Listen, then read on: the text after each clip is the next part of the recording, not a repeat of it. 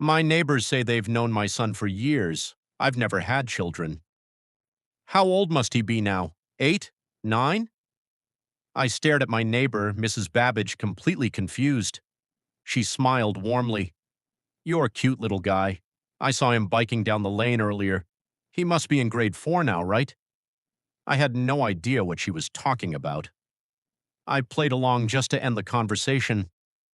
Yeah, sure. Grade 4. She beamed and went back to watering her flowers. I carried my groceries inside, kicked off one shoe, and froze. Something was burning on the stove. Cheese. Lots of it. I rushed into the kitchen, and there he was. A scrawny blond boy, maybe 8 years old, calmly stirring Kraft dinner in an oversized shirt that looked exactly like mine.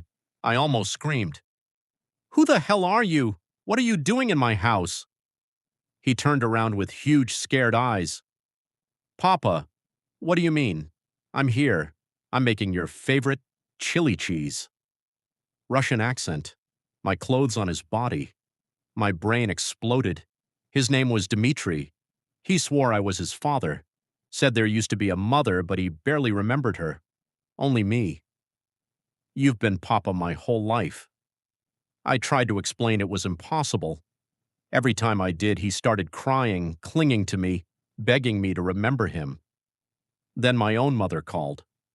How's my grandson doing? I told her I didn't have a son. She laughed. Of course you do. He turns 9 this weekend, you silly man.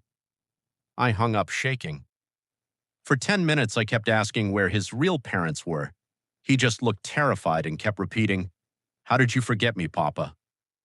Nothing worked, so I decided to fake it. I drank a shot of espresso, forced a smile, and said my brain was just scrambled from work. I apologized for forgetting I was his dad. He lit up like the sun. It's okay, Papa. You always work so hard. He hugged me tight. Then he asked the question that sent ice down my spine. So, we can be normal now. I didn't want to say yes. This was not normal, not even close. But I muttered, Everything will be fine. Enjoy your noodles. To my horror, I discovered he had his own room. My home office was gone, replaced by a weird clay-walled chamber with wooden toys, linen curtains, and the smell of old bread and earth. I watched him play with blocks and spinning tops. Then he yawned and asked to go to sleep.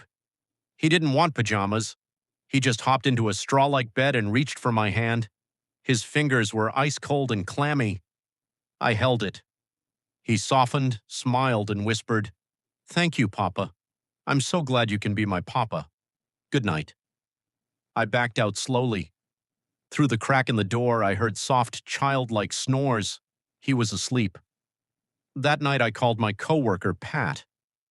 Harlan, of course you have a son from your marriage to Svetlana. My marriage to who? You met her in Moscow 15 years ago. The divorce was rough, but don't pretend she doesn't exist. I only stayed in Moscow for 3 days. I never met any Svetlana. Pat got angry. I'll see you tomorrow at your son's birthday party. Get some sleep. I didn't sleep. Instead, I tore through every drawer and cabinet in the house. School receipts, kids' clothing bills.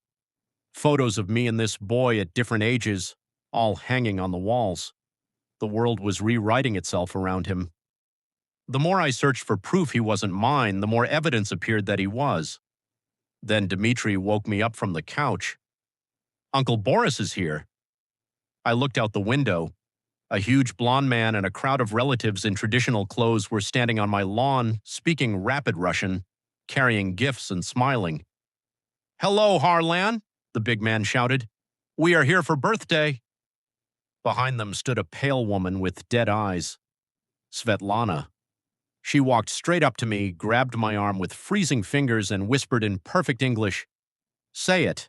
Say everything will be fine. Say it to him, or we'll never leave. Dmitri looked at me with pure hope. The whole family stared, waiting. And that's when I finally understood. Something took a piece of my life 15 years ago in Moscow. Now it's back, and it wants the rest.